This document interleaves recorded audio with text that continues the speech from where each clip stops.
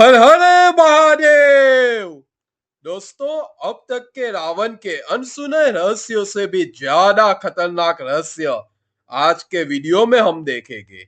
आज के वीडियो में हम रावण के अपराधों की चरम सीमा देखेंगे, जिसमें रावण का अपनी खुद की बहन शूर्पणखा को विधवा करना, अपनी ही पुत्र वधू का बलात्कार करना, साथ में देवराज इंद्र और सहस्त्रबाहु अर्जुन से युद्ध करना देखेंगे।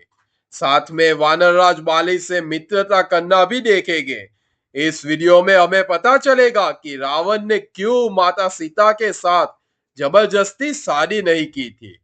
तो दोस्तों, अंत तक बने रहिए सारे रहस्यों को जानने के लिए, और साथ में हमारे वीडियो को लाइक कीजिए और चैनल को सब्सक्राइब कीजिए, जिससे कि हमें हेल्प मिल सके। वरुणालय से लंका वापस लौटते समय रावण अत्यंत प्रसन्न था। उसने रास्ते में मनुष्य, ऋषियों, दानवों और देवताओं की कन्याओं का जबरदस्ती अपहरण कर लिया। रावण जिस किसी कन्या या स्त्री को सुंदर और दर्शनीय स्वरूप में देखता था, उसके बंधुजनों को मारकर उसे अपने पुष्पक विमान में बैठा लेता था। इसी तरह रावण ने असुरों, नागों, राक्षसों, दानवों और यक्षों की अनेक कन्याओं का जबरदस्ती अपहरण करके उन्हें विमान में बैठा लिया था। वे सभी कन्याएं अपना एक समान दुख होने के कारण आंसू बहा बहा कर रो रही थी। शोक तथा भय के कारण उन कन्याओं की आंखों से बहने वाले प्रत्येक आंसू की बूंद आग की चिंगारी की तरह लग रही थी। उन सभी सुंदर कन्याओं के शोक तथा भय से उत्पन्न अमंगलकारक आंसुओं ने उस पुष्पक विमान को ठीक उसी प्रकार भर दिया जिस तरह से मछलियां समुद्र को भर देती है। गंधर्व, नागों, महर्षि, दानवों, दैत्यों, देवताओं की सैकड़ों कन्याएं विमान में बैठ के रो रही थी। वे सभी कन्याएं मनोहर और सुंदर अंगों वाली, चंद्रमा के समान कांति युक्त मुख वाली थी। वे देव नारियों की तरह कांतिमान और तपते हुए स्वर्ण की आभा तुल्य शरीर के समान थी। शोक, दुख एवं भय से वे सुंदर मध्य भाग वाली स्त्रियां पीड़ित तथा विहल हो रही थी। वह पुष्पक विमान उन सभी कन्याओं की गर्म निश्वास वायु के कारण चारों तरफ से प्रज्वलित सा लग रहा था। ऐसा लगता था जैसे उस विमान के भीतर अग्नि स्थापित हो गई हो। वह शोकाकुल स्त्रियां दसग्रीव के वश में पड़ी हुई उस तरह दिन दिखाई पड़ रही थी जिस प्रकार शेर के पंजे में पड़ी हुई हिरनिया दिखाई पड़ती है। उनमें से कोई यह सोच रही थी, क्या यह राक्षस हमें खा जाएगा? कोई दुख से ग्रस्त होकर इस चिंता में लगी रही थी कि संभवत यह राक्षस मुझे मार डालेगा। वे सभी अपने माता पिता, भाई बहन तथा अन्य घर वालों को याद कर रही थी। अपने कष्टों और दुखों से पीड़ित वे सभी एक साथ होकर विलाप करने लगी। मेरे माता और भाई किस तरह रह रहे होंगे? मेरा पुत्र मेरे बिना कैसे रह पाएगा? वे सभी शोक में डूबकर यह सोचती थी, हाय, मैं अपने पति परमेश्वर से बिछड़ कर क्या करूंगी? हे मृत्युदेव, तुम मुझ पर यह आसान करो और मुझे अपने पास बुला दो। इस प्रकार सभी स्त्रियां शोक सागर में डूबी हुई यह सोच रही थी, मगर उनके उस दुख का अंत होता ही नहीं दिखाई दे रहा था। अरे, इस मनुष्य लोक को धिक्कार है। इससे अधिक अधर्म कोई अन्य लोक में नहीं होगा, क्योंकि इससे हमारे दुर्बल पतियों को रावण ने उसी प्रकार नष्ट कर दिया जिस प्रकार सूर्यदेव अपने उदय काल में नक्षत्रों को नष्ट कर देते हैं। अरे, यह बलवान राक्षस केवल हिंसा के उपायों में ही लगा रहता है।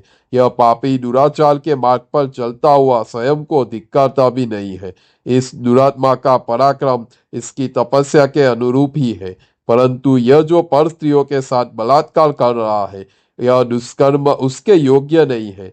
यह अधर्म राक्षस पर स्त्रियों के साथ रमन करता है, अतः स्त्रियों के कारण ही इस दुर्बुद्धि का वध भी होगा।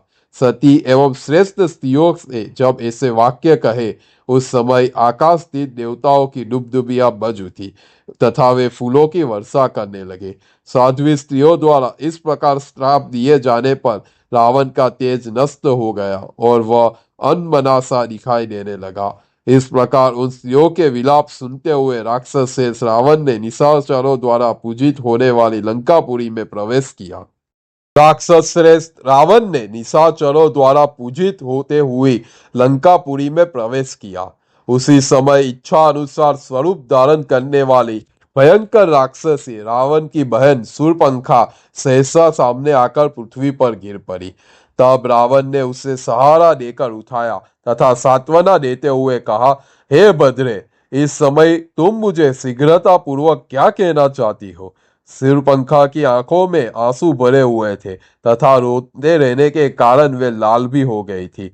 उसने कहा, हे राजन, तुम बलवान हो, अतः तुमने मुझे बलपूर्वक विधवा बना दिया है।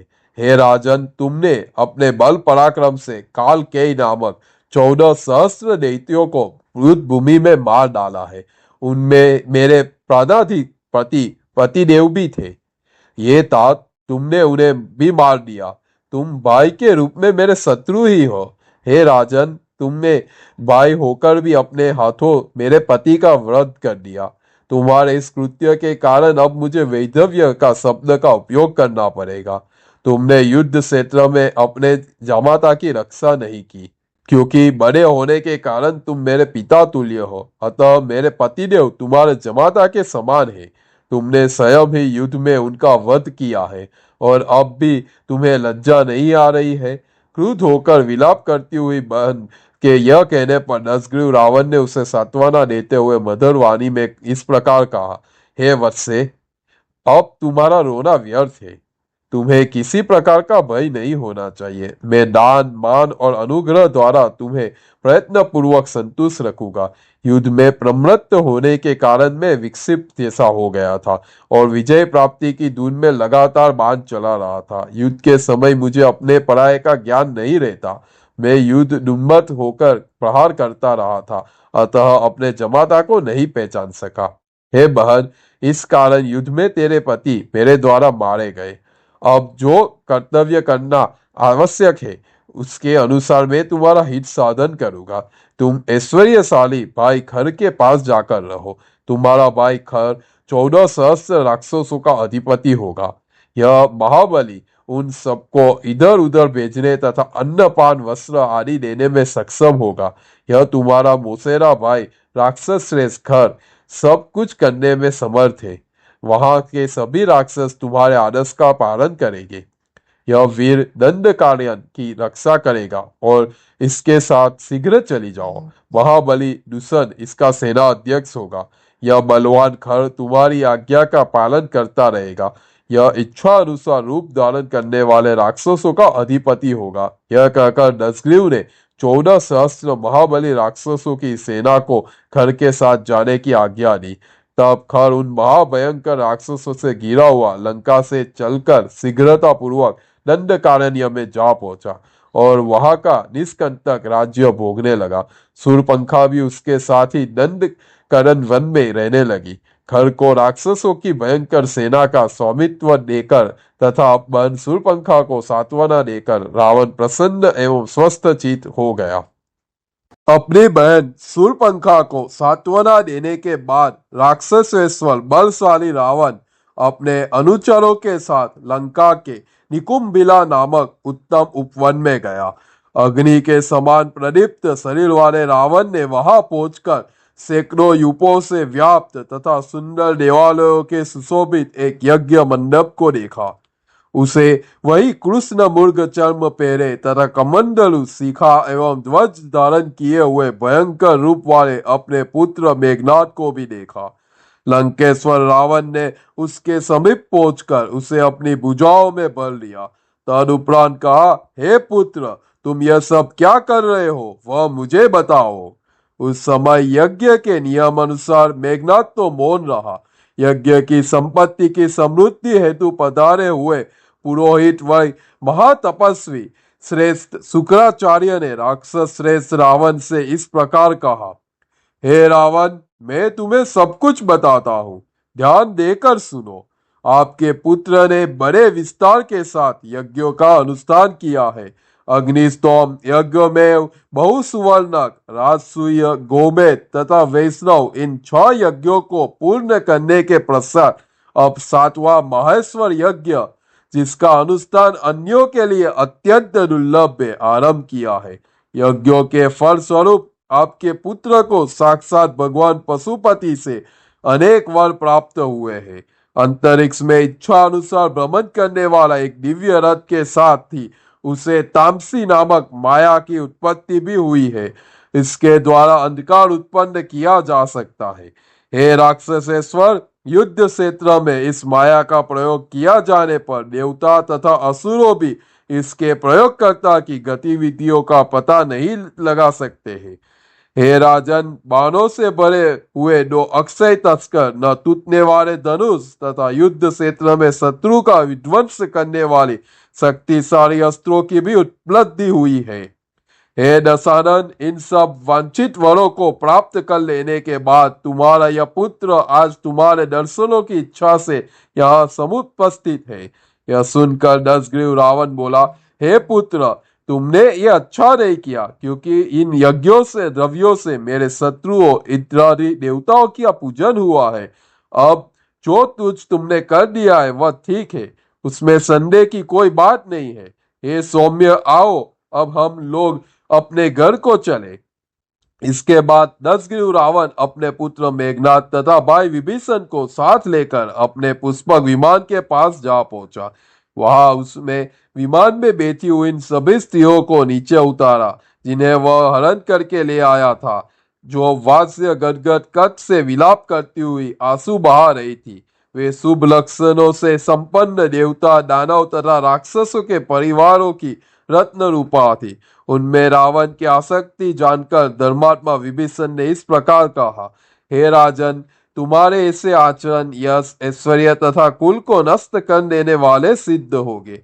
प्राणियों को पीड़ा देने से जो पाप लगता है, उसे जानते हुए भी आप स्वेच्छाचल प्रवृत्तियों में लगे रहते हो।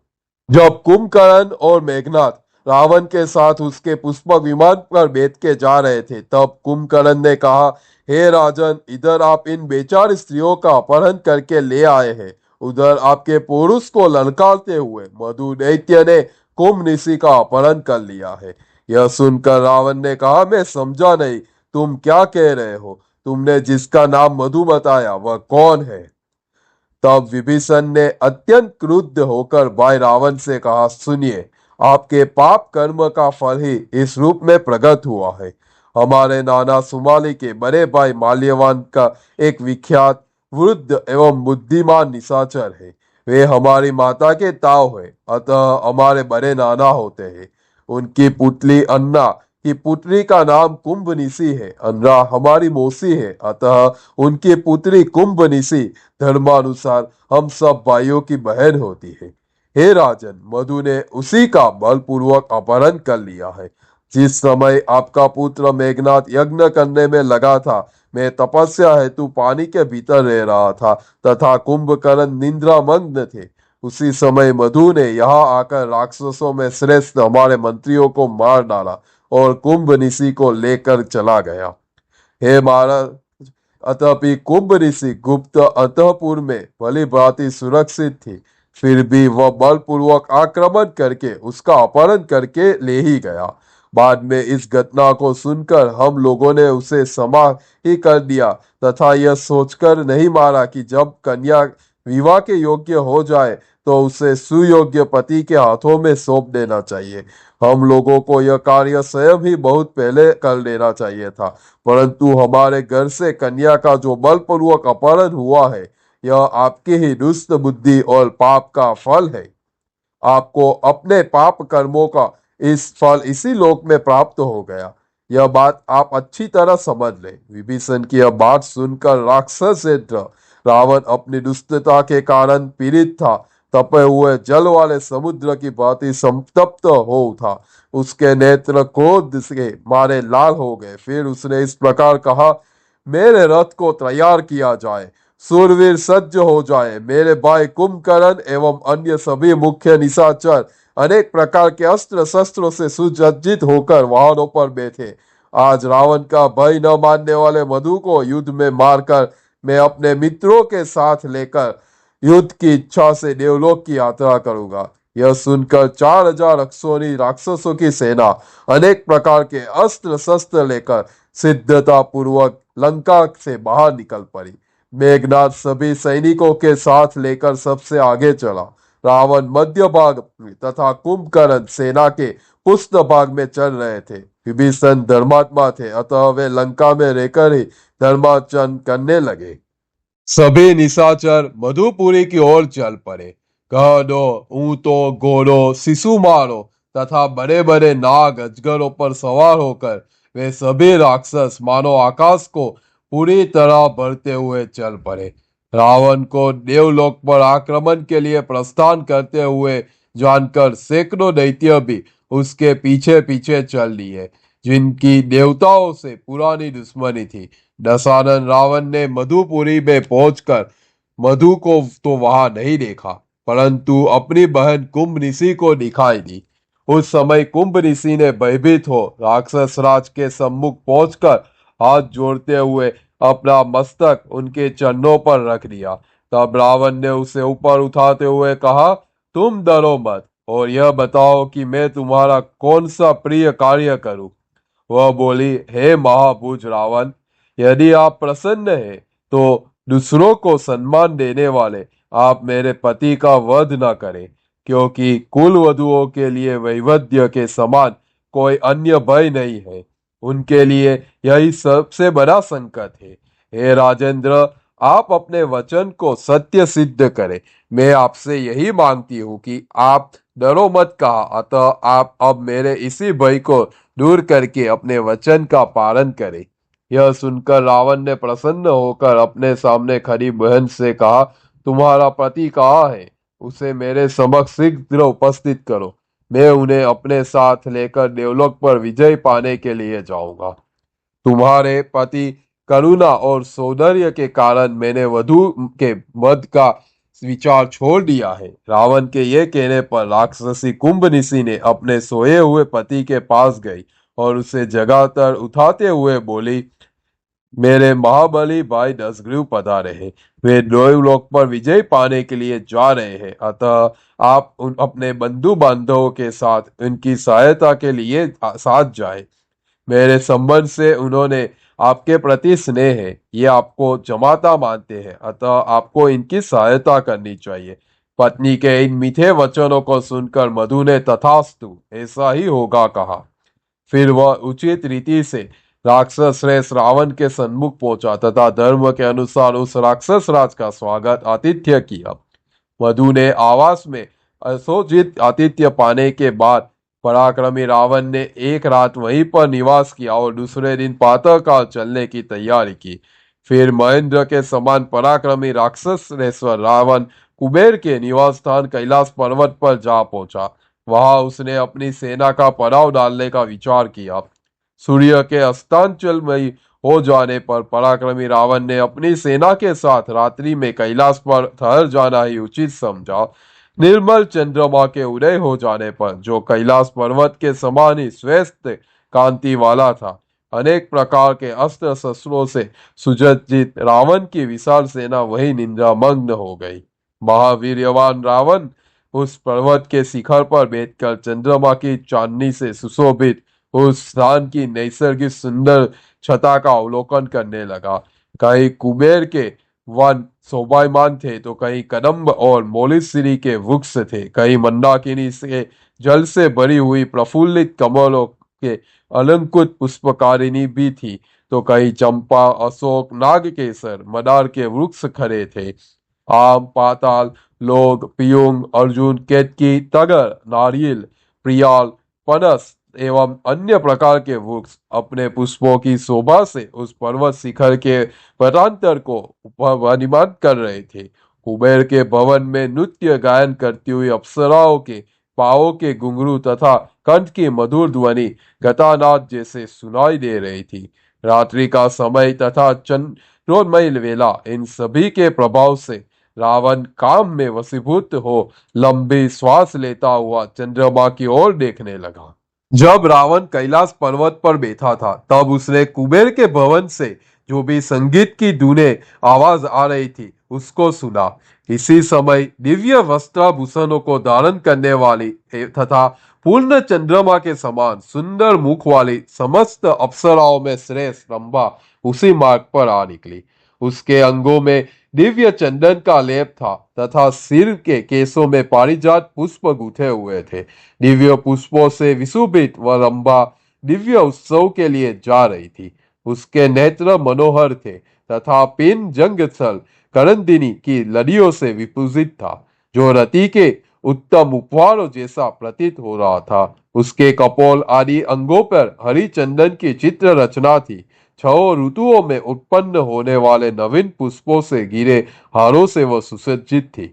अपनी अलौकिक कांति, शोभा, युति तथा कृति से वह दूसरी लक्ष्मी की जैसी प्रसिद्ध हो रही थी। वह जल युक्त बादलों के समान नीले रंग की साड़ी में अपने अंगों को ढके हुए, उसका मुख चंद्रमा जैसा था तथा दोनों भौहें धनुष के समान सुंदर थी। उसकी जांघ हाथी की सूंड जैसी थी तथा दोनों हाथ कोमल पल्लवों के समान थे। जिस समय वह सेना के बीच से होकर जा रही थी, उसी समय रावण ने उसे देख लिया। कामबान से व्याकुल रावण ने उठकर उस अत्यंत जाती हुई रंभा का हाथ पकड़कर रोक लिया, जिसके कारण वह लज्जा से डर गई। तब रावण ने मुस्कुराते हुए उससे इस प्रकार कहा, हे बड़ा होए, तुम कहाँ जा रही हो? किसकी कामना पूरी करने के लिए स्वयं चल पड़ी हो? किसके भाग्योदय का समय आया है जो तुम्हारा उपभोग करने वाला है? कमल तथा उत्पन्न की सुगंधों के युक्त तुम्हारे मुखर बिंदु का रस अतुल अमृत तुल्य है। इसके द्वारा कौन तृप्ति प्राप्त करेगा? हे बीरू, तुम्हारे ये स्वर्ण कलश के समान सुंदर तथा परस्पर सटे हुए भारी एवं उत्तन्न जोर जो अपने अंगना को संपन्न करेगी। स्वर्ग की लड़ियों से विशोभित स्वर्णमय चक्र जैसे विपुल विरस्तदारी वाले तुम्हारे पिन जंग स्थल पर जो स्वर्ग स्वदूत प्रतीत हो रहे हैं, आज कौन भाग्यशाली आरोहण करेगा? इंद्र, विष्णु तथा अश्विनी कुमारों में भी कोई मुझसे बढ़कर नहीं है।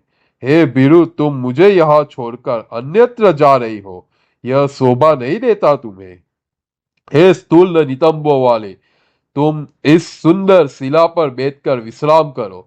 तीनों लोकों का स्वामी मेरे अतिरिक्त और कोई नहीं है। तीनों लोकों के स्वामी का भी स्वामी तथा विधाता दशानन रावण आज विनीत भाव से हाथ जोड़कर तुमसे यह याचना करता है कि तुम मुझे स्वीकार करो। रावण द्वारा ये सब कहे जाने पर रंभा कांपने लगी और दोनों हाथ जोड़कर बोली, आप कृपा कर कर मुझसे ऐसी बातें ना कहे, क्योंकि आप मेरे गुरुजन पिता तुल्य है। यदि कोई अन्य व्यक्ति मेरा तिरस्कार करना भी चाहे तो आपको मेरी रक्षा करनी चाहिए। मैं धर्म अनुसार आपकी पुत्र वधू हूँ, अतः आपसे सत्य बात कह रही हूँ। यह कहकर रंभा ने अपने पांव की ओर देखते हुए मौन खड़ी रही। रावण की दृष्टि पड़ने मात्र से ही वो वहां रोई खड़ी रही थी। रावण बोला, यदि तुम मेरे पुत्र की पत्नी हो तभी मेरी पुत्र वधू हो सकती हो। यह सुनकर रंभा ने बहुत अच्छा कहते हुए उत्तर दिया, हे राक्षस श्रेष्ठ, मैं धर्म के अनुसार तुम्हारे पुत्र की ही भार्या हूँ। आपके भाई कुबेर के पुत्र मुझे प्राणों से अधिक प्रिय है। वे तीनों लोकों में नल कुबेर के नाम से विख्यात है।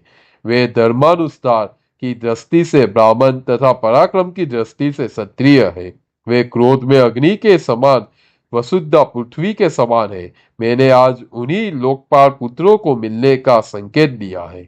यह संपूर्ण श्रृंगार मैंने उन्हीं के लिए किया है। जैसे मेरा प्रति का अनुराग है, वैसा ही उनके प्रति मेरा भी है। हे शत्रुअंता राजन, इस सत्य को जानकर आप मुझे छोड़ दे, क्योंकि वे धर्मात्मा इस समय मेरी प्रतीक्षा कर रहे होंगे। उनकी सेवा करने में विघ्न मत डाले तथा मुझे छोड़ दीजिए। हे राक्षस श्रेष्ठ, आप सत्य पुरुषों द्वारा आचरित मार्ग पर ही चले।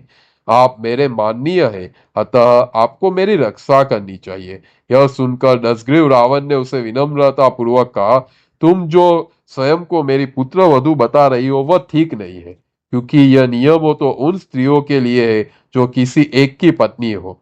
देवलोक की स्थिति अन्य प्रकार की है। देवताओं का यह नियम है कि अप्सराओं का कोई पति नहीं होता, वहां एक ही स्त्री के साथ विवाह नहीं किया जाता। यह कहकर उस राक्षस ने रंभा को बलपूर्वक शिला तल पर बिठा दिया। फिर काम भोग में आसक्त हो रावण ने उसके साथ मैथुन किया। उससे जब छुटकारा मिला तब तक रंभा के माला आभूषण आदि अस्त व्यस्त हो चुके थे। उसकी हालत उस नदी जैसी हो गई थी जिसे किसी गजराज ने मत डाला हो। वह अन्यत्र व्याकुल थी। वेणी बद्ध छिन्न हो जाने के कारण उसके खिले केस हवा में लहरा रहे थे तथा कल पर कांप रहे थे।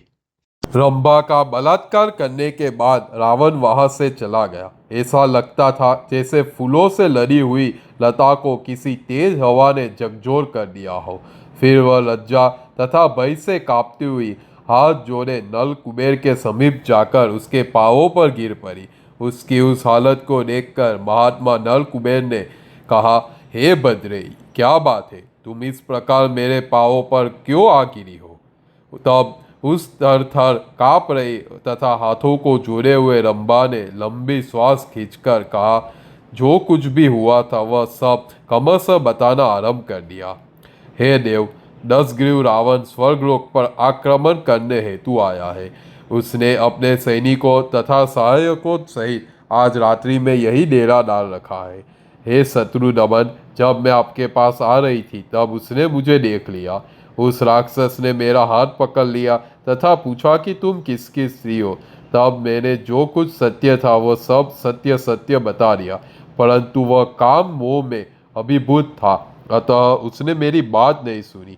हे देव, मैंने उसे बारंबार प्रार्थना की कि हे प्रभु, मैं आपकी पुत्र वधू हूँ, परंतु उसने मेरी सब बातों को अनसुना करते हुए बलपूर्वक मेरे साथ दुराचार किया। हे सुरवत, विवशता की स्थिति में मुझसे जो अपराध हो गया है उसे क्षमा कर दे। हे सौम्य, स्त्रियों में पुरुषों जैसा बल नहीं होता। यह सुनकर वैष्णव के पुत्र नल कुबेर अत्यंत क्रुद्ध हुए। उस महान अत्याचार की बात सुनने के बाद जब उन्होंने ध्यान लगाया तो उन्हें 2 घड़ी में ही सब कुछ ज्ञात हो गया। तब उन्होंने अपने हाथ में जल लेकर क्रोध से लाल नेत्र करते हुए पहले विधि पूर्वक आचमन किया। तत्पश्चात राक्षसेश्वर रावण को भीषण श्राप देते हुए कहा, हे बद्रे, जिस रावण ने तुम्हारी इच्छा के विपरीत तुमसे बलपूर्वक अनाचार किया है वह आज से किसी भी ऐसी युवती के साथ सहवास नहीं कर पाएगा जो उसे चाहती न हो। यदि वह काम पीड़ित होकर किसी अनिच्छुक स्त्री के साथ बलात्कार करेगा तो उसके मस्तक के 7 टुकड़े हो जाएंगे। प्रज्वलित अग्नि के समान दग्ध कर देने वाले इस श्राप के नल कुबेर के मुख से निकलते ही देवताओं ने दुंदुबी बजाना आरंभ कर दिया तथा आकाश से पुष्प वर्षा होने लगी। ब्रह्मा आदि सभी देवता अत्यंत प्रसन्न हुए। राक्षस रावण द्वारा की गई लोक दुर्दशा तथा उसकी मृत्यु के विषय में जानकर ऋषियों तथा पितरों को उत्तम हर्ष प्राप्त हुआ। उस लोभ समक श्राप को सुनने के बाद से दशानन रावण ने अनिच्छुक स्त्रियों के साथ बलात्कार करना त्याग किया। जिन प्रतिवता स्त्रियों को रावण अपहरण करके ले आया था वे नल कुबेर द्वारा दिए गए उस प्रिय श्राप को सुनकर अत्यधिक प्रसन्न हुई। कैलाश पर्वत को लांघकर महातेजस्वी रावण अपनी सेना तथा वाहनों के साथ इंद्रलोक में जा पहुंचा। चारों ओर से गिर कर आती हुई राक्षसी सेना का कोलाहल देवलोक में ऐसा लग रहा था जैसे महासागर के मंथन का शब्द उठ रहा हो। रावण के आगमन का समाचार सुनकर इंद्र अपने आसन से खड़े हुए तथा अपने पास आए हुए देवताओं से यह प्रकार बोले। इन्होंने आदित्यों, वसुओं, रुद्रों, साध्यों तथा मधुरुगणों के कहा, तुम सब दुरात्मा रावण के साथ युद्ध करने के लिए सुसज्जित हो जाओ। इंद्र के कहने पर युद्ध में उन्हीं के समान पराक्रम दिखाने वाले महाशक्तिशाली देवता कवच आदि पहनकर युद्ध के लिए तैयार हो गए। देवराज इंद्र रावण के भय से दीन होकर भगवान विष्णु के पास गए तथा उनसे कहा, हे विष्णुदेव, राक्षसराज रावण के प्रति मैं क्या करूं? अरे, वह अत्यंत बलशाली राक्षस मुझसे युद्ध करने के लिए आ रहा है। इंद्र ने और कहा, अतः हे देवाधिदेव, आप मुझे विजय प्राप्ति का कोई अमोघ उपाय बताइए। क्या आप स्वयं तलवार तथा चक्र की सहायता से रावण के प्रति युद्ध रत होगे? इंद्र द्वारा यह कहे जाने पर भगवान नारायण बोले, भय त्याग कर मैं तुम्हें जो करना है वह बताता हूँ, सुनो। उस दुरात्मा रावण को सभी देवता तथा असुर मिलकर भी न तो मार सकते हैं और न ही युद्ध में हरा सकते हैं, क्योंकि वरदान पाकर वह दुर्जय हो गया है। अपने पुत्र के साथ यहाँ आया है। वह राक्षस अत्यंत बलवान है तथा सब प्रकार से महान पराक्रम प्रकट करेगा। यह बात मुझे स्वाभाविक ज्ञान दृष्टि से दिखाई दे रही है। हे सुरेश्वर, तुम जो यह कह रहे हो कि आप ही उससे साथ युद्ध करें, तो उस समय उस राक्षस से युद्ध करने के लिए मैं नहीं आऊंगा। हे मैं विष्णु ऐसे स्वभाव वाला हूं कि युद्ध में शत्रु का संहार किए बिना नहीं लौटता, परंतु इस समय वरदान के कारण रावण सुरक्षित है, अतः मेरी विजय प्राप्ति की मनोकामना पूरी नहीं हो सकेगी। हे देवेंद्र, हे सत्कर्तो, मैं तुम्हारे समक्ष यह प्रतिज्ञा अवश्य करता हूँ कि समय आने पर मैं ही इस राक्षस की मृत्यु का कारण बनूंगा। मैं ही रावण को उसके सैनिकों सहित मारूंगा तथा देवताओं को आनंदित करूंगा।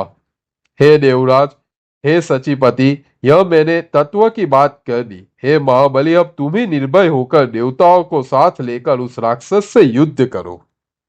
युद्ध क्षेत्र में खड़ी हुई उस अनंत एवं विशाल राक्षसी सेना को देखकर देवताओं की सेना में अत्यधिक शोक व्याप्त हो गया।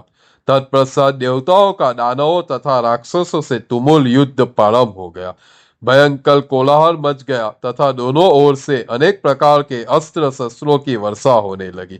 उसी समय भयंकर घोर रूप वाले राक्षस योद्धा, जो रावण के मंत्री तथा परम सुरवीर थे, युद्ध करने के लिए आए। मारीच, प्रहस्त, महापार्श्व, महोदर, अकंप, निशुंभ, सूप, सारंग, संहार, धूमकेतु, महंसधर, गरोदर, जम्बूमारी, महाज्ञान, राक्षस विरूपास, सुपद, यज्ञकोप, डुमुद, दूषण, खर, तिसिरा, करंदास, राक्षस सूर्य शत्रु, महाकाय, अतिकाय, देवांतक तथा नरांतक, इन सभी महावीर्यवान राक्षसों से घिरे हुए रावण के नाना सुमारी ने देवताओं की सेना में प्रवेश किया।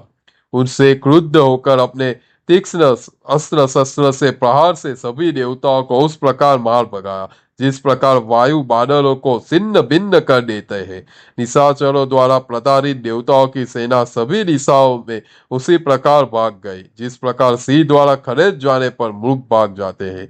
उसी समय वसुओं में वीर 8वें वसु, जिनका नाम सावित्र था, ने सर्वगृह प्रवेश किया। वे अनेक प्रकार के अस्त्र शस्त्रों से सुरक्षित थे और उत्साही सैनिकों से घिरे हुए थे। उन्होंने शत्रु सेना को संतवंत करते हुए युद्ध क्षेत्र में प्रवेश किया। तदुपरांत अदिति के 2 पराक्रमी पुत्र तस्थ तथा पुषाक से निर्भर होकर अपनी सेना के साथ एक ही समय में युद्ध क्षेत्र में प्रवेश किया। फिर तो देवताओं का राक्षसों के साथ घोर युद्ध होने लगा। युद्ध क्षेत्र में न पीछे हटने वाले राक्षसों की कृति देवताओं से अत्यधिक क्रुद्ध थे। तब उन राक्षसों ने युद्ध भूमि में खड़े उन सभी देवताओं पर सैकड़ों हजारों अस्त्र शस्त्रों से कठिन प्रहार करना आरंभ कर दिया। इसी तरह देवताओं भी महाभयंकर तथा महापराक्रमी पर राक्षसों को अपने चमकीले अस्त्रों शस्त्रों से मारकर यमलोक भेजने लगे। उन प्रहारों के कारण देवतागण युद्ध क्षेत्र में संगित होकर नहीं टिक सके।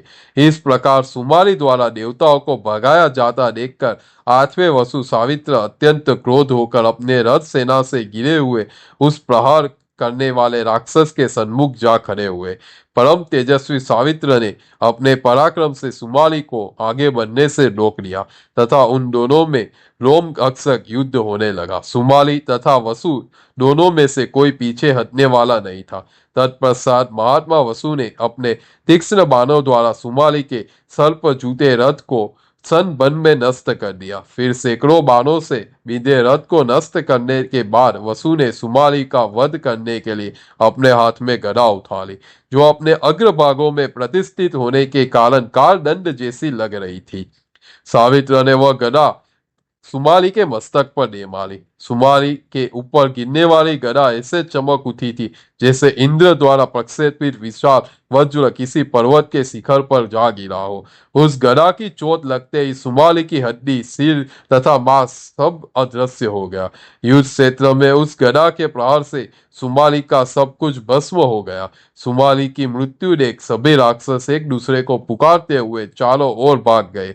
वसु द्वारा खदेड़े जाने के कारण वे युद्ध भूमि में खड़े नहीं रह सके। सुमाली को मारा गया देखकर तथा वसु द्वारा उसे भस्म कर दिया जानकर एक देवताओं द्वारा पीड़ित अपनी सेना को भागते हुए देखकर रावण का बलवान पुत्र मेघनाद क्रुद्ध हो राक्षसों को लौटकर स्वयं युद्ध क्षेत्र में जा पहुंचा। उद्योस्तुक मेघनाद के समक्ष कोई भी ठहर नहीं सका। उस समय भयभीत देवताओं को धिक्कारते हुए इंद्र ने इस प्रकार कहा, हे देवताओं, डरो नहीं, भागो नहीं, युद्ध क्षेत्र में लौट आओ। मेरा अपराजय पुत्र जयंत अब युद्ध क्षेत्र में पहुंच रहा है। तब देवराज इंद्र का जयंत नामक पुत्र अद्भुत छटा वाले रथ पर आरूढ़ होकर युद्ध क्षेत्र में जा पहुंचा। तब सभी देवता शचीपुत्र जयंत को चारों ओर से घेरकर युद्ध भूमि में लौट आए तथा रावण के पुत्र मेघनाद पर प्रहार करने लगे। उस समय देवताओं का राक्षसों के साथ तथा इंद्रपुत्र जयंत का राक्षस श्रेष्ठ पुत्र मेघनाद के साथ बराबरी का युद्ध होने लगा। रावण का पुत्र मेघनाद जयंत के रथ के साथ ही मालती पुत्र गोमुख के ऊपर स्वर्ण निर्मित बाणों की वर्षा करने लगा। शचीपुत्र जयंत ने मेघनाद के सारथी को घायल कर दिया। तब क्रुद्ध होकर मेघनाद ने जयंत के शरीर को चारों ओर से छेद डाला। क्रोध से भरा हुआ मेघनाद इंद्रपुत्र जयंत को आंखें फाड़कर देखने तथा बाण वर्षा से पीड़ित करने लगा। फिर शत्रु सेना का में संहार में लगे हुए रावण पुत्र की माया से चारों ओर से घोर अंधकार छा गया, जिसके कारण सब लोग अत्यंत व्यथित हो गए। उसी समय शचीपुत्र जयंत ने चारों ओर खड़ी हुई देवताओं की सेना मेघनाद के बाणों के प्रहार से पीड़ित हो अनेक प्रकार से अस्वस्थ हो गई। उसी समय राक्षस एवं देवताओं एक दूसरों को पहचान नहीं पा रहे थे। वे इधर उधर बिखरे हुए, दौड़ते हुए तथा चक्कर काट रहे थे। देवताओं के साथ तथा राक्षसों को भी मारने लगे। अंधेरे के कारण वे विवेकहीन बन गए तथा बहुत से योद्धा युद्ध क्षेत्र से भाग ही गए।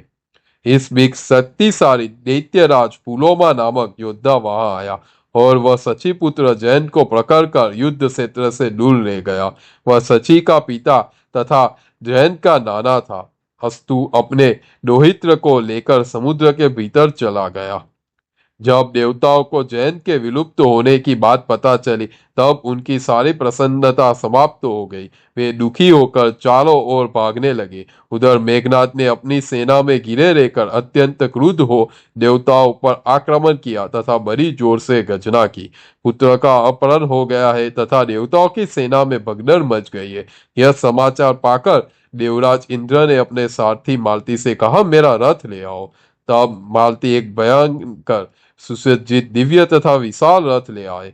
फिर उस रथ पर बिजली से युक्त महाबली मेघ गिर आए तथा अग्रभाग में स्थित हो वायु वेग से चपल होकर बड़ी ओर से गरजने लगे। देवराज इंद्र ने निकलते ही गंधर्व एकत्र होकर अनेक प्रकार के वाद्य तंत्र बजाने लगे तथा अप्सराओं ने समूह में नृत्य करने लगे। रुद्रों, वसुओं, आदित्यों, अश्विनी कुमारों तथा मरुग्रहों से घिरे हुए देवराज इंद्र अनेक प्रकार के अस्त्र शस्त्रों से को साथ लेकर अपनी पुरी से बाहर निकले। इंद्र के बाहर निकलते ही प्रचंड वायु बहने लगी, सूर्य की प्रभा फीकी पड़ने लगी तथा आकाश से बड़ी बड़ी उल्काएं गिरने लगी। फिर रावण पुत्र मेघनाद को रोककर स्वयं ही युद्ध के लिए तैयार हो गया। उस समय मेघनाद युद्ध क्षेत्र से हटकर अपने रथ पर चुपचाप जा बैठा। फिर देवताओं का राक्षसों के द्वारा घोर युद्ध होने लगा। जिस प्रकार मेघ जल की बूंदे बरसाता है उसी प्रकार देवतागण युद्ध क्षेत्र में अपने अस्त्र शस्त्रों की वर्षा करने लगे। वह अत्यंत क्रुद्ध होकर देवताओं को दांतों, पांवों, भुजाओं, हाथों, शक्ति, तोमर एवं मुदगर आदि से पीट रहा था। वह राक्षस कुंभकर्ण महाभयंकर रुद्रों के साथ घोर युद्ध करने लगा। रुद्रों में भी अपने अस्त्र शस्त्रों के प्रहार से उसके शरीर को शत विशत कर लिया था।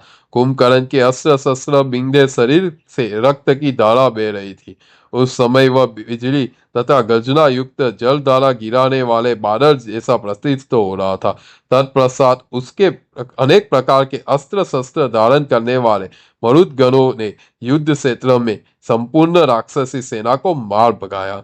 कितने ही राक्षस मारे गए, कितने ही कट कट कर पृथ्वी पर गिरकर छटपटाने लगे तथा कितने ही राक्षस प्राण रहित होकर अपने वाहनों के चिपटे रणभूमि में दिखाई दे रहे थे। अनेक राक्षसों, रथों, नागों, नहदों, ऊँटों, सर्पों, घोड़ों, शिशुमार, वराहों, पीछे मुख वाहनों के दोनों भुजाओं से पकड़े तथा उनसे लिपटे निषेध दिखाई दे रहे थे। प्राणहीन पृथ्वी पर पड़े हुए राक्षसों को सोता हुआ देखकर ऐसा लग रहा था जैसे कोई जादुई घटना घटी हो। फिर वह समुद्र की भांति दूर जाकर फेरी हुई देव सेना में रावण घुस गया। वह युद्ध क्षेत्र में देवताओं को मारता एवं धराशायी करता हुआ देवराज इंद्र के सामने जा पहुंचा। उस समय इंद्र ने भयंकर टंकार करने वाले अपने महाधनुष को खींचा। इस धनुष की टंकार को दसों दिशाओं से प्रतिध्वनित हो गई। तत्पश्चात उस विशाल धनुष को खींचकर इंद्र ने अग्नि तथा सूर्य के समान तेजस्वी बाण रावण के मस्तक पर मारे। उसी प्रकार महाबाहु रावण ने भी अपने धनुष से छूटे हुए बाणों की वर्षा द्वारा इंद्र को दग दिया। इस तरह वे दोनों में घोर युद्ध तत्पर होकर बाण वर्षा कर उठे। जब अंधकार छा गया तब वे देवता तथा राक्षस एक दूसरे को मारते हुए आपस में ही लड़ने लगे। उस समय देवताओं की सेना में विशाल राक्षसी सेना का केवल 10वां भाग ही युद्ध भूमि में शेष रहा। बाकी सब यमलोक पहुंचा दिए गए थे।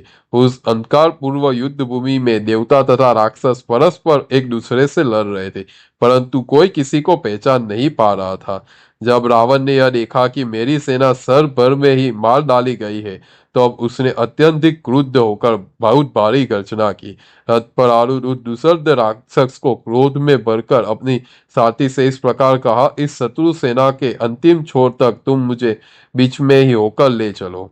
आज मैं अपने विक्रम का प्रदर्शन करूंगा। अनेक प्रकार के अस्त्र शस्त्रों से निरंतर वर्षा करते हुए इन सब देवताओं को यमलोक पहुंचाऊंगा।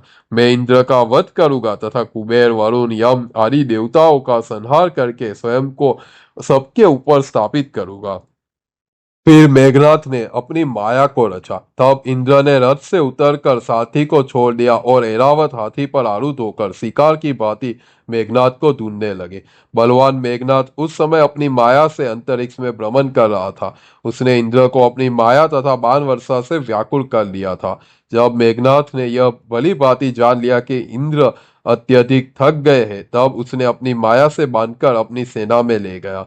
उस मल सागर में मेघनाथ के द्वारा इंद्र को बलपूर्वक बांध ले जाने देखकर देवतागण सोचने लगे कि अब क्या होगा।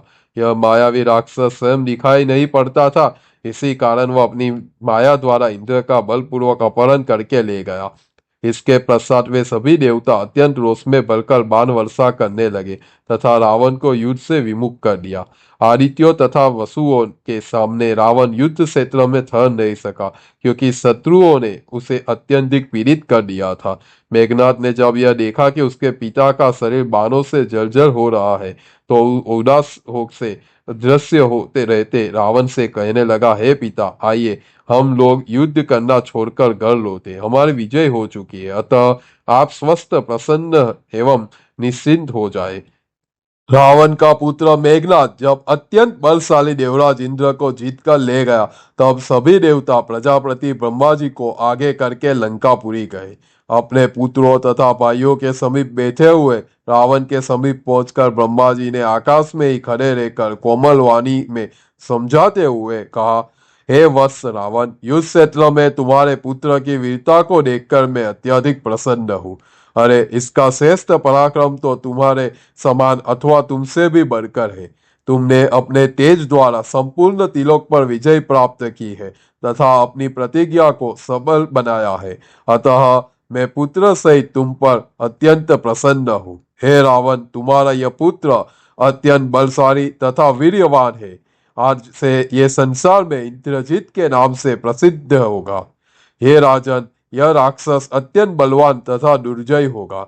इसके आश्रय से ही तुमने समस्त देवताओं को अपने अधीन कर लिया है। हे महाबाहो, अब तुम पाक शासन देवराज इंद्र को छोड़ दो तथा यह भी बता दो कि इन्हें छोड़ने के बदले में देवता तुम्हें क्या दे।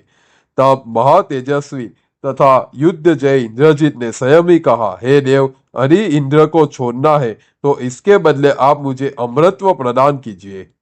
यह सुनकर महातेजस्वी प्रजापति ब्रह्मा ने मेघनाथ से कहा, इस पृथ्वी पर उत्पन्न होने वाला कोई भी प्राणी, चाहे वह पक्षी, चतुर्पथ अथवा महातेजस्वी मनुष्य ही क्यों ना हो, अमर नहीं हो सकता।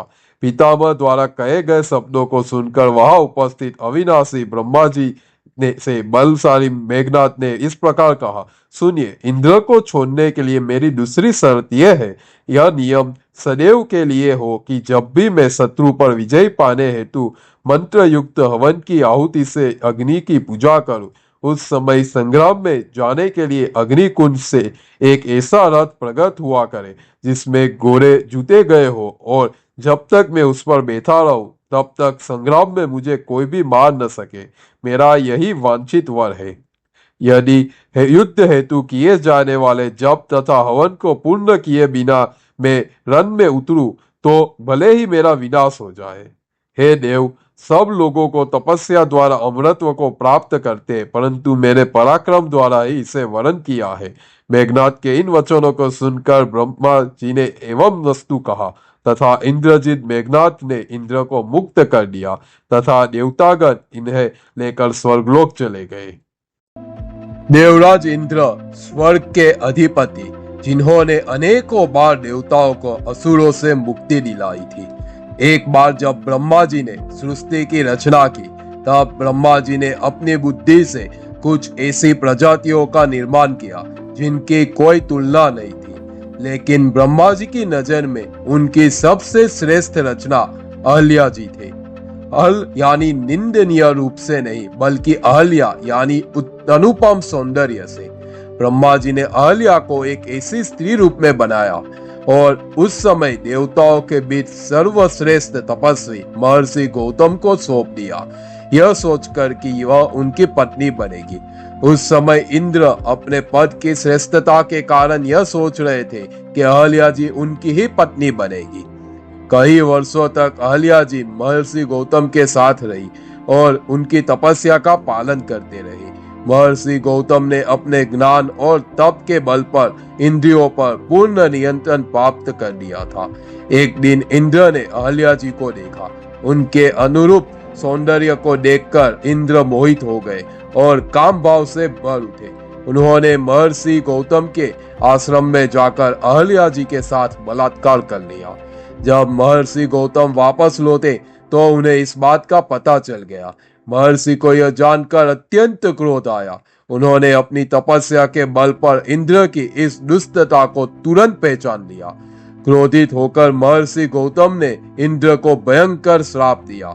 गौतम ऋषि ने कहा, हे शुक, तुम्हें निर्भय होकर मेरी पत्नी के साथ बलात्कार किया है, अतः हे वासव, तुम युद्ध क्षेत्र में शत्रुओं के हाथों में जा पड़ोगे।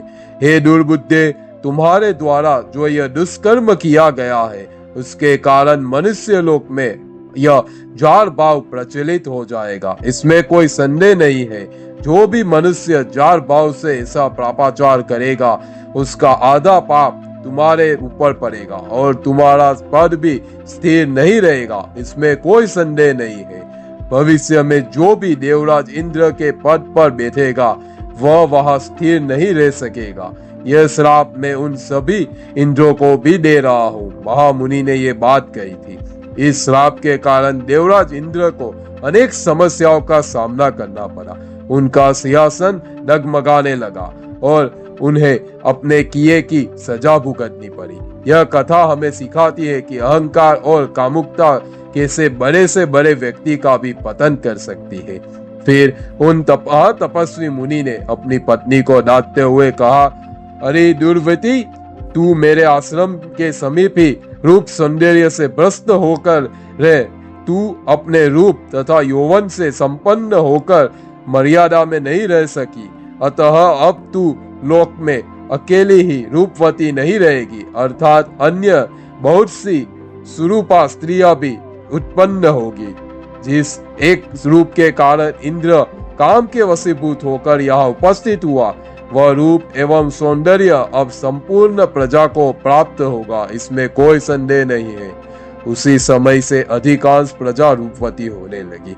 इसके बाद अहल्या ने विनीत वचनों द्वारा गौतम ऋषि को प्रसन्न करते हुए कहा, हे विपक्षी, देवराज इंद्र ने आपका स्वरूप धारण करके मुझे अनजाने में कलंकित किया है। मैं उसे पहचान नहीं सकी थी, अतः इस अज्ञानवस्था के अपराध हेतु आप मुझे क्षमा कर दें। अहल्या का ये कहने पर गौतम मुनि बोले, इक्ष्वाकु वंश में महातेजस्वी महाबली राम अवतरित होंगे। वे लोक प्रसिद्ध महापुरुष मनुष्य के रूप में भगवान विष्णु के विग्रह होंगे तथा ब्राह्मण विश्वामित्र के कार्य हेतु तपोवन में आएंगे।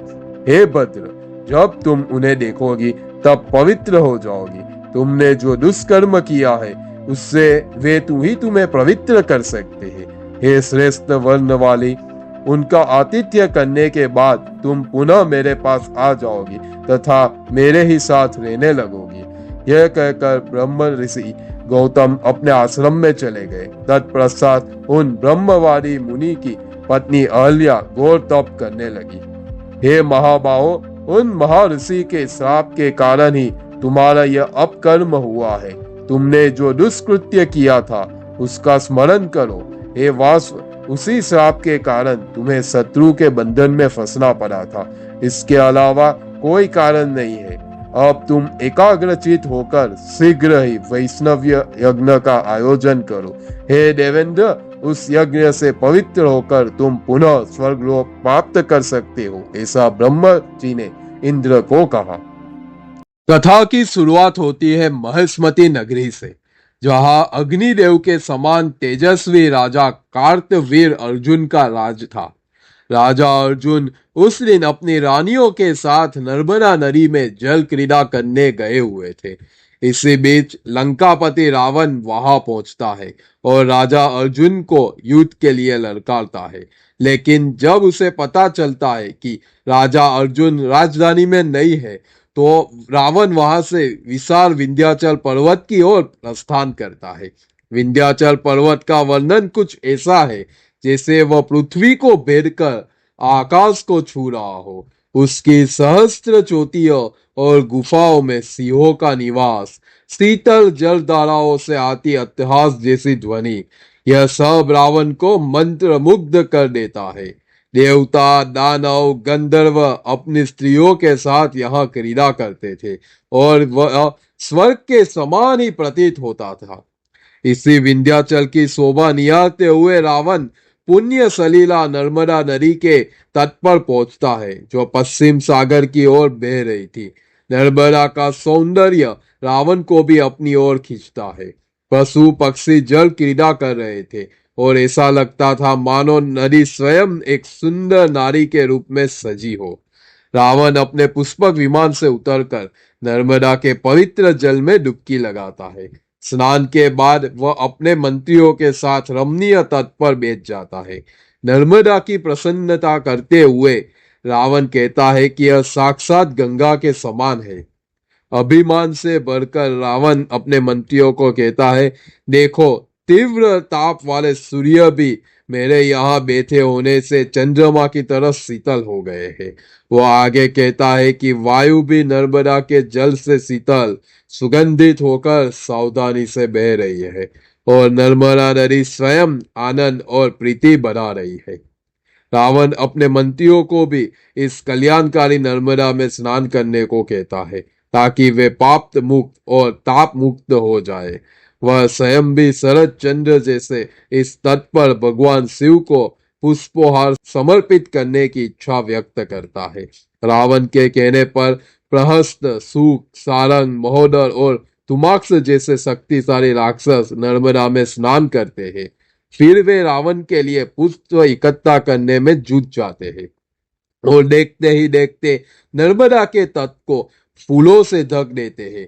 अंत में राक्षसेश्वर रावण स्वयं गंगा में डुबकी लगाने वाले गजराज की तरह नर्मदा में स्नान करने उतरता है। स्नान के बाद वह विधि पूर्वक जप करता है और गीले वस्त्र त्याग कर श्वेत वस्त्र धारण करता है। यह कथा दर्शाती है कि रावण कितना पराक्रमी और अभिमानी था, लेकिन प्रकृति की शक्ति और दिव्यता के सामने वह भी नतमस्तक होता था। नर्मदा नदी का यह वर्णन उसकी पवित्रता और सौंदर्य को दर्शाता है, जो आज भी भारत की सबसे पूज्य नदियों में से एक है। दोस्तों, कहानी तब शुरू होती है जब राक्षस राज रावण नर्मदा नदी के तट पर भगवान शिव की पूजा करने के लिए आता है। वह नर्मदा के जल से बाहर निकलकर गीले वस्त्र उतारकर श्वेत वस्त्र धारण करता है। उसके पीछे पीछे अन्य राक्षस भी चलते हैं, मानो मूर्तिमान पर्वत उसकी चाल का अनुसरण कर रहे हो। रावण जहां भी जाता था अपने साथ एक स्वर्णमय शिवलिंग ले जाता था। उसने उस शिवलिंग को बालूका की वेदी पर स्थापित किया और चंदन तथा अमृत जैसी सुगंध वाले फूलों से उसकी पूजा की। उसके बाद उसने सत्पुरुषों की पीड़ा हरने वाले श्रेष्ठ वरदायक और चंद्र किरणों से आभूषण के रूप में धारण करने वाले शिवजी की भली भांति पूजा अर्चना की। पूजा के बाद वह शिवजी के समक्ष हाथ फैलाकर नाचने गाने लगा। नर्मदा का प्रवाह और अर्जुन की जल की राह। उसी समय रावण जिस पुलिंग पर शिवजी को पुष्पहार समर्पित कर रहा था, वहां से थोड़ी ही दूरी पर महेश्मतीपुरी का स्वामी विजय वीरों में श्रेष्ठ राजा कार्तवीर्य अर्जुन अपनी स्त्रियों के साथ नर्मदा नदी में जल क्रिया कर रहा था। वह सुंदरियों के मध्य ऐसे सुशोभित हो रहा था जैसे हजारों अथनियों के बीच कोई गजराज सुशोभित हो। सहस्त्र भुजाओं वाले अर्जुन ने अपनी भुजाओं के बल की परीक्षा लेने के उद्देश्य से नर्मदा के जल के वेग को रोक दिया था। अगला प्रस्ताव, रावण की पूजा में बाधा। कार्तवीर्य अर्जुन की भुजाओं द्वारा रोका गया नर्मदा का निर्मित जल तट पर पूजा करते हुए रावण की समीप पहुंचकर उल्टी दिशा में बहने लगा। मीन, नर्क, मकर, पुष्प तथा कुछ संगत सहित नर्मदा का जल वर्षाकालीन बाद के वेग के समान बहने लगा। मानो कीर्तिवीर्य द्वारा भेजा गया जल का वह वेग रावण के समस्त पुष्पहारों को अपने साथ बहा ले गया हो। रावण की पूजा अभी आधी ही समाप्त हुई थी। वह उसे उसी दशा में छोड़कर नर्मदा की ओर उस प्रवाह को देखने लगा, जैसे कोई व्यक्ति प्रतिकूल हुई अपनी प्रियतमा को देख रहा हो। उसने नर्मदा के पश्चिम ओर से आते तथा पूर्व की ओर जाते हुए वेग को देखा। वह बढ़ता हुआ जल प्रवाह ऐसा प्रतीत हो रहा था मानो समुद्र में ज्वाल आ गया हो। रावण ने बिना मौन तोड़े ही अपने हाथ की उंगलियों के संकेत से उस बात के कारण का पता लगाने के लिए सूक तथा सारन को आदेश दिया। रावण का संकेत पाते ही वे दोनों भाई आकाश मार्ग से पश्चिम दिशा की ओर चढ़ पड़े। उन राक्षसों ने आधे योजन की दूरी पार कर उस पुरुष को अपनी स्त्रियों के साथ नदी में जल क्रीड़ा करते हुए देखा। वह साल के विशाल वृक्ष की भांति ऊंचा था। उसके केस पानी पर लहरा रहे थे और उसकी आंखें मदपान के कारण लाल हो रही थी तथा चित्त भी मदपान से व्याकुल जान पड़ता था। उस शत्रु मर्दन वीर ने अपनी सहस्त्र भुजाओं से नदी के प्रवाह को रोक रखा था। उस अद्भुत दृश्य को देखकर दोनों राक्षस सूक सारंग रावण के पास लौट आए और बोले, हे राक्षसेश्वर, साल वृक्ष के समान एक विशाल काय पुरुष ने इस नर्मदा नदी को अवरुद्ध कर रखा है। वह अपनी स्त्रियों के साथ जल क्रीड़ा कर रहा है। उसने अपनी सहस्त्र भुजाओं द्वारा नदी के जल को रोक दिया है। इसी कारण वह नदी समुद्र की भांति बार बार पानी के ज्वाल को प्रदर्शन कर रही है। सूक सारन द्वारा यह कहे जाने पर रावण बोला, अच्छा वही अर्जुन है। यह कहकर वह युद्ध की इच्छा से उसकी ओर चल दिया। जिस समय रावण अर्जुन की ओर चला, उस समय वायु भारी कोलाहल के साथ तथा प्रचंड वेग से चलने लगी। बादलों ने रक्त की बूंदे बरसाते हुए बड़े जोर से गर्जना आरंभ कर दिया। महोदर, महापार्श्व, द्रुमाक, सूक और सारंग को साथ लेकर राक्षसेश्वर रावण उस स्थान की ओर चला जहां अर्जुन क्रीड़ा कर रहा था। थोड़ी ही देर में वह महाबली राक्षस नर्मदा के उस भयंकर जलाशय के समीप जा पहुंचा। वहां उसने कामेच्छा से वशीभूत हथनियों से घिरे गजराज के समान राजा अर्जुन को सुंदरियों के परिवेष्ट देखा। उसे देखते ही अपने बल का अहंकार रखने वाले राक्षस राज रावण के नेत्र क्रोध से लाल हो गए। तब रावण ने गुरु गंभीर वाणी में अर्जुन के मंत्रियों से कहा, हे मंत्रियों, तुम लोग आइए नरेश के पास जाकर शीघ्रता पूर्वक यह कहो कि रावण नामक योद्धा तुमसे युद्ध करने के लिए आया है। यह सुनकर अर्जुन के मंत्री अपने अस्त्र शस्त्र लेकर खड़े हो गए तथा रावण से बोले, वाह रावण वाह, तुम्हें युद्ध का समय का बहुत ज्ञान है। तुम ऐसे समय युद्ध करने के लिए आए हो जबकि हमारे महाराज मद मत होकर स्त्रियों के साथ कीड़ा कर रहे हैं। जैसे कोई व्याघ्र काम वासना हथनियों के बीच खड़े हुए गजराज से युद्ध करने आया हो, वैसी स्थिति तुम्हारी है।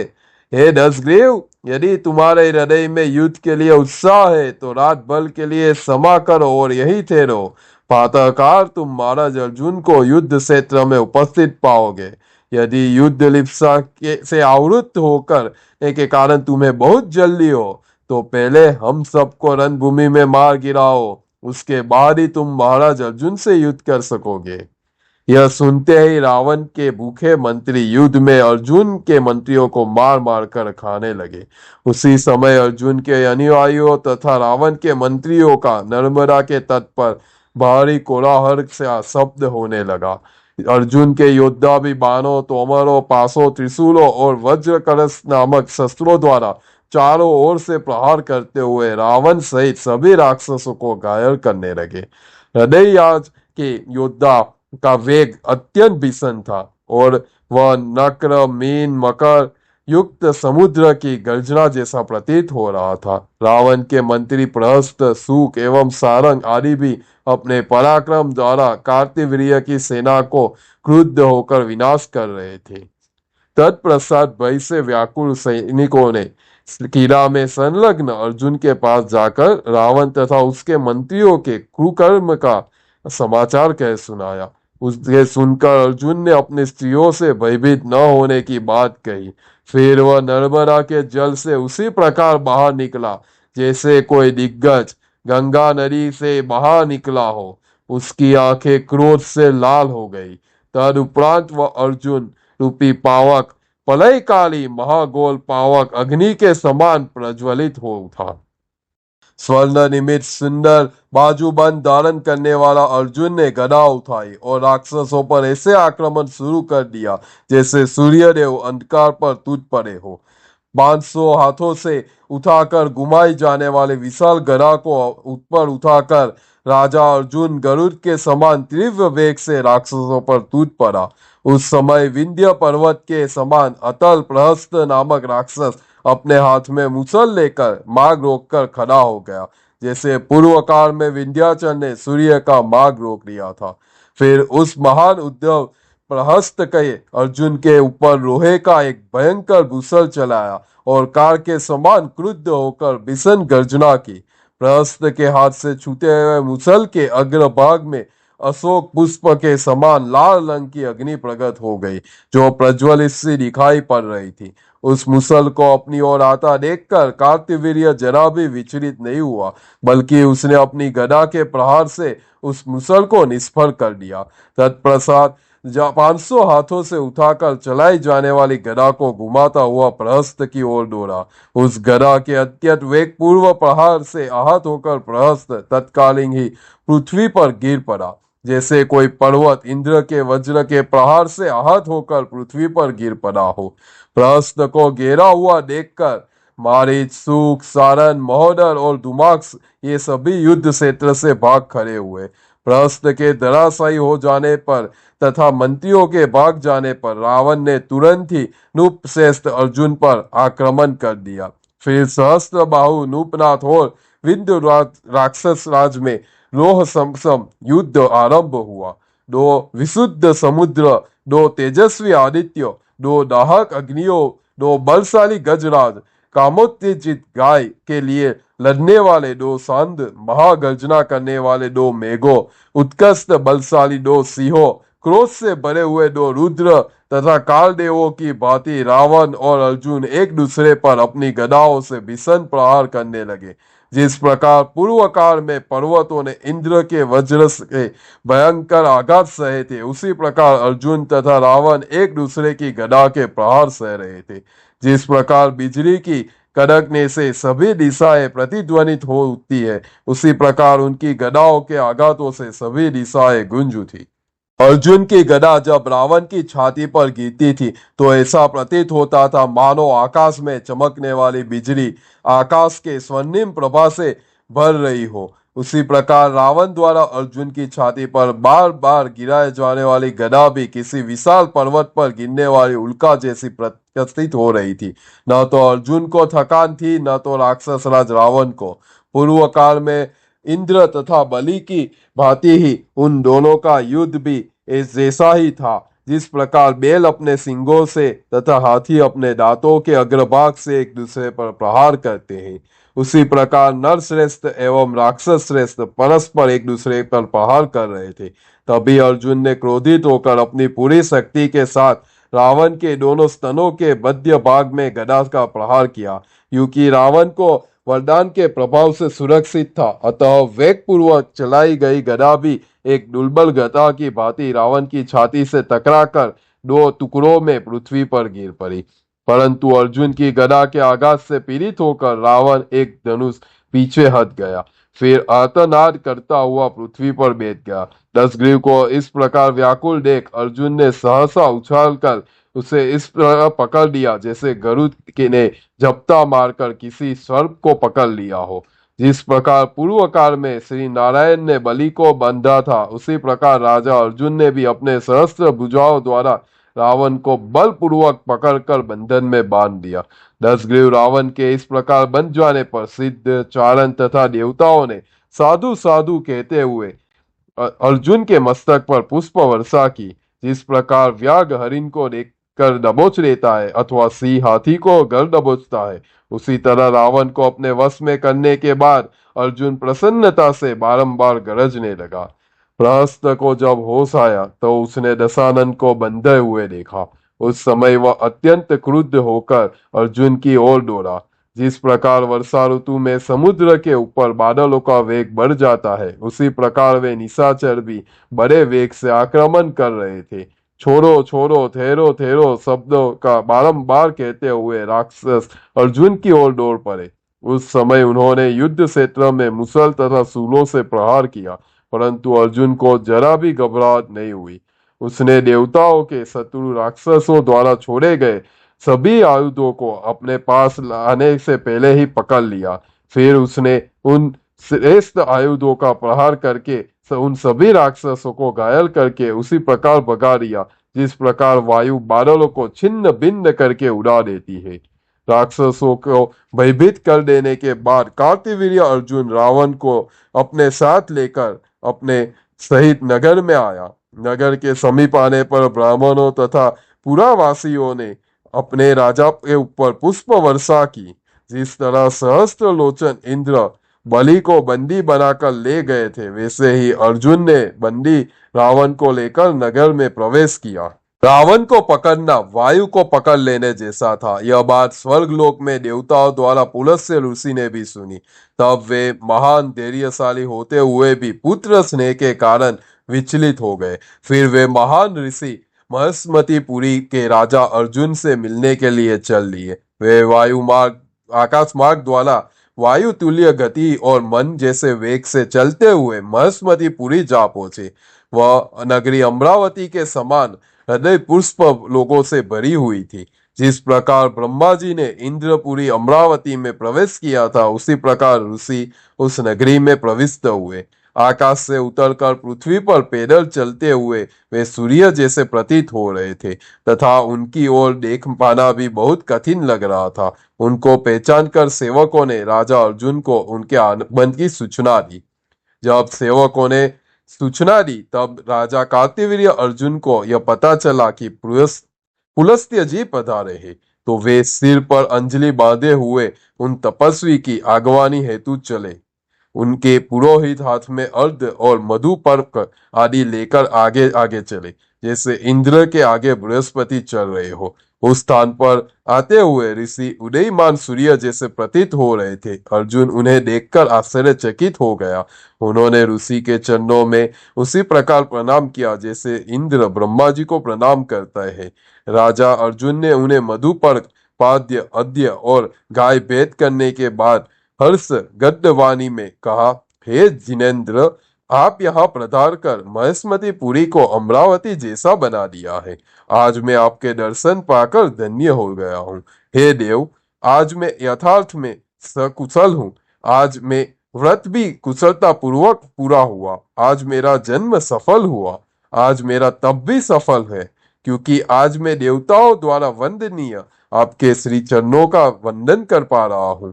यह मेरा राज्य, पुत्र, स्त्री तथा हम सब आपके ही है। हे ब्राह्मण, आज्ञा कीजिए, हम आपकी क्या सेवा करें। तब पुलस्त्य जी ने अर्जुन के धर्म, यज्ञ तथा पुत्रों का कुशल समाचार पूछने के बाद इस प्रकार कहा, हे कमलदन जैसी आंखों तथा पूर्ण चंद्र जैसे मुख वाले राजेंद्र, तुम्हारा बल अतुलनीय है। जिसने 10 ग्रीव को जीत लिया है, जिसके भय से समुद्र और वायु निश्चेत हो जाते हैं, मेरे उस रणहृदय पौत्र को तुमने युद्ध क्षेत्र में बांध लिया है। तुमने मेरे पौत्रों के यश को पी लिया है तथा अपने नाम को यशस्वी बनाया है। हे वत्स, अब तुम मेरी याचना को स्वीकार करो। मेरे कहने से दशानन को छोड़ दो। पुलस्त्य जी के वचन को सिरोधार कर राजा कार्तवीर्य अर्जुन ने उनसे कोई और बात नहीं की तथा राक्षस रावण को प्रसन्नता पूर्वक मुक्त कर दिया। देवताओं के शत्रु रावण को मुक्त करने के बाद अर्जुन ने दिव्य आभूषण एवं वस्त्रादि से उनका पूजन किया तथा अग्नि को साक्षी करके उसके अहिंसक मित्रता, परस्पर हानि न पहुंचाने का संकल्प स्थापित किया। तदुपरांत ब्रह्मा जी के पुत्र पुलस्त्य जी को प्रणाम करके राजा अर्जुन अपने घर लौट गया। राजा अर्जुन द्वारा आतिथ्य सत्कार छोड़े गए प्रतापी राक्षस रावण को पुलस्त्य जी ने अपने हृदय से लगा लिया, परंतु पराजय के कारण वह लज्जित ही बना रहा। पितामह ब्रह्मा के पुत्र मुनिश्रेष्ठ पुलस्त्य जी रावण को मुक्त कराने के बाद ब्रह्मलोक को चले गए। इस प्रकार रावण को कार्तवीर्य अर्जुन से पराजित होना पड़ा तथा पुलस्त्य जी के कहने पर ही उसी महाबली राक्षस को बंधन से मुक्ति मिली थी।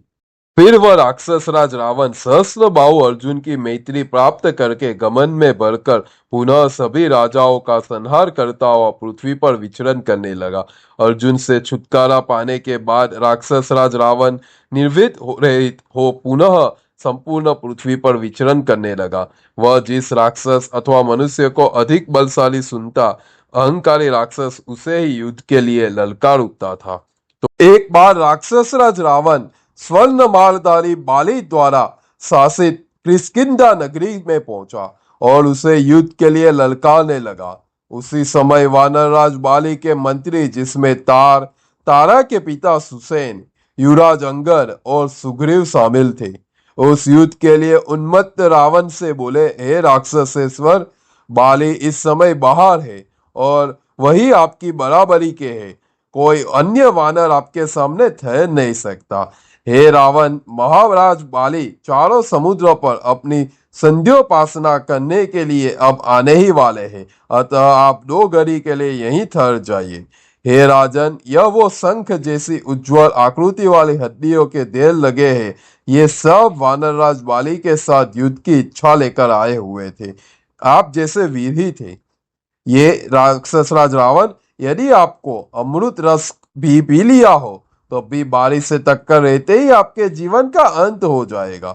हे विश्वा के पुत्र, आप आश्चर्यों के भंडार बाली को थोड़ी देर में देख लेंगे। बस इसी मुहूर्त तक उनकी प्रतीक्षा कीजिए, उनके बाद तो आपके लिए जीवन ही दुर्लभ हो जाएगा। मंत्रियों ने रावण को सलाह दी कि यदि उसे मरने की अधिक जल्दी हो तो वह दक्षिणी समुद्र तट पर चला जाए, जहां उसे पृथ्वी पर बैठे हुए अग्निदेव जैसे बाली के दर्शन हो जाएंगे। यह सुनकर लोगों को लुभाने वाला रावण तार को बुला भरा कहने के बाद पुष्पक विमान पर बैठकर दक्षिणी समुद्र तट की ओर चल दिया। वहां रावण ने स्वर्णगिरी के समान उन्नत शरीर और तरुण सूर्य की आभा जैसे मुख वाले बाली को संध्योपासना करते हुए देखा। तब काजल के समान कृष्ण वर्ण वाला रावण पुष्पक विमान से नीचे उतरकर बाली को पकड़ने के उद्देश्य से दबे पांव चुपचाप आगे बढ़ा। देववसात बाली ने रावण को देख लिया, परंतु उसके पापपूर्ण अभिप्राय को जानकर वे आश्चर्यचकित नहीं हुए। जिस प्रकार सिंह खरगोश को और गरुड़ सर्प को देखकर चिंता नहीं करता, उस प्रकार बाली भी जरा भी चिंतित नहीं हुए। उन्होंने अपने मन में निश्चय किया कि अब यह पापात्मा रावण मुझे पकड़ने के लिए समीप आएगा, तब मैं इसे अपनी काख में दबाकर तीनों महासागर पर हो आऊंगा। यह मेरी काख में दबा होगा और इसके हाथ पांव तथा वस्त्र लटक रहे होंगे। उस स्थिति में ये मेरा शत्रु गरुड़ के पंजे में दबा सिंह जैसा सर्प जैसा दिखाई देगा। ऐसा निश्चय करके बाली चुपचाप खड़े होकर और मंत्र जप करते हुए गिरिराज सुमेर की भांति अविचल बन रहे। उस समय अपने बल के अहंकार में भरे हुए वानर और राक्षस एक दूसरे को पकड़ने के इच्छुक थे। दोनों ही अपना अपना काम बनाने की घात में थे।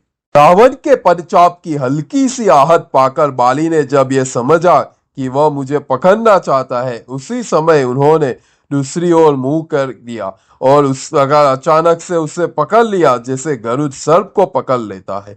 पकड़ने की इच्छा रखने वाले उस राक्षस को बलि ने स्वयं ही पकड़कर अपनी काख में दबा दिया। तत्पश्चात वे बड़े वेग पूर्वक आकाश में उछले। रावण अपने दांतों तथा नखों से बारंबार पीड़ा पहुंचाता रहा, परंतु बलि अपने काख में दबाते हुए उसी प्रकार घूमते रहे जैसे वायु अपने साथ बादलों को उड़ाती घूमती है। यह देखकर रावण के मंत्रीगण कोलाहल करते हुए रावण को छुड़ाने के लिए बाली के पीछे पीछे दौड़ने लगे। आगे आगे बाली आकाश के मध्य में चल रहे थे और तथा पीछे पीछे राक्षस थे। उस समय ऐसा लग रहा था जैसे वे बादलों से गिरे हुए सूर्य हो। वे श्रेष्ठ राक्षस बहुत प्रयत्न करके भी बाली तक नहीं पहुंच पा रहे थे। बाली की भुजाएं तथा जांघों के वेग से उत्पन्न हुए वायु की थपेड़ खाकर वे थककर जहां थे वहां खड़े रह गए। बाली के मार्ग से पलायन बड़े बड़े पर्वत भी हट जाया करते थे। फिर रक्त मांस का शरीर धारण करने वाले जीवंछू प्राणी उनके मार्ग से हट जाए तो उसमें क्या बड़ी बात थी। वानरेंद्र बाली समुद्र तक पर जितनी देर में जा पहुंचते थे, उतनी देर में कभी कोई पक्षी भी नहीं पहुंचा सकते थे। उस प्रकार चलते हुए वानरराज ने क्रमशः सभी समुद्र के तट पर पहुंचकर संध्या वंदन किया। समुद्र की यात्रा करते हुए अक्षसगामियों के में श्रेष्ठ बाली ने सभी प्राणियों की पूजा प्रसन्नता करते थे। फिर बाली रावण को बगल में दबाए हुए पश्चिमी समुद्र तट पर आए। तदनंतर वहां संध्योपासना स्थान और जप करने के बाद बाली दस्कंदर को काख में दबाते हुए उत्तरी समुद्र पर तट पर जा पहुंचे। ये वानर महावानर अनेक सहस्त्र योजन तक रावण को धोते हुए वायु तथा मन के वेग के समान चलकर उत्तरी सागर के तट पर पहुंचे तथा वहां संध्या वंदन किया। फिर वे रावण को धोते हुए पूर्वी समुद्र तट पर चले गए। वानरराज बाली वहां भी संध्या वंदन संपन्न करके रावण को बगल में दबाए हुए किष्किंधापुरी की ओर चल पड़े। इस प्रकार चारों समुद्र के तट पर संध्योपासना करके रावण को धोते हुए थके हुए वानरराज किष्किंधा के उपवन में आकर बैठ गए। कपिश्रेष्ठ बाली ने रावण को अपनी काख से निकालकर बारंबार हंसते हुए पूछा, बताओ तुम कहाँ से आए हो? थकान के कारण रावण की आंखें भारी हो गई थी। उसे बाली का पराक्रम देखकर महान आश्चर्य हुआ था। उस राक्षसेंद्र ने वारेंद्र से कहा, हे महेंद्र के समान पराक्रमी वानर, मैं राक्षस श्रेष्ठ रावण हूँ। मैं आपसे युद्ध करने की इच्छा लेकर आया था, वह मुझे आप ही मिल गए। हे महाबली, हे महावीर्यशाली, आप में अत्यधिक गंभीरता है। आपने मुझे पशु की भांति पकड़कर सारों समुद्र पर घुमाया है। हे वानर वीर, आपके अतिरिक्त ऐसा और कौन वीर हो सकता है जो बिना थके हुए मुझे इस प्रकार शीघ्रता पूर्वक धो सके। रावण ने आगे कहा, हे वानर राज, ऐसी गति तो केवल मन, वायु तथा गरुड़ इन तीन भूतों की ही सुनी थी। निसंदेह ऐसी तीव्र गति वाले आप चौथे व्यक्ति हैं। हे कपिश्रेष्ठ, मैंने आपका बल देख लिया है। अब मैं अग्नि को साक्षी बनाकर आपके साथ सदैव के लिए स्नेहपूर्ण मित्रता करना चाहता हूँ। हे वानरेश्वर, स्त्री, पुत्र, पूर, राष्ट्र, भोग, वस्त्र तथा भोजन इन सब वस्तुओं पर हम लोगों का एक जैसा अधिकार होगा। तब अग्नि प्रज्वलित करके वानरराज और राक्षस राज दोनों ने एक दूसरे को हृदय से लगाकर परस्पर भातृत्व का संबंध स्थापित किया। फिर वे दोनों एक दूसरे का हाथ पकड़ते हुए प्रसन्न मन से किष्किंधा नगरी में इस प्रकार प्रविष्ट हुए जैसे दो सिंह किसी गुफा में भीतर प्रवेश कर रहे हो। वह रावण सुग्रीव की भांति सम्मानित होकर वहां एक मास तक रहा। तदुपरांत तीनों लोगों को उखाड़ फेंकने की इच्छा रखने वाले उसके मंत्रियों उसे अपने साथ लिए गए। उस प्रकार बाली ने पहले रावण को हराया, फिर अग्नि के समान उसे भाई बना दिया। तो दोस्तों, यह थी रावण के बारे में अनसुनी कहानियां। इसके बाद जो हुआ वो हम सब जानते हैं कि कैसे रावण ने माता सीता का हरण किया, कैसे श्री राम और रावण के बीच में युद्ध हुआ और रावण का वध हुआ और माता सीता वापस भगवान राम के पास गए। तो दोस्तों, कैसी लगी आपको ये कहानी? हमें कमेंट करके जरूर बताएं और हमारे चैनल को सब्सक्राइब कीजिए ताकि हमें हेल्प मिल सके। हर हर महादेव।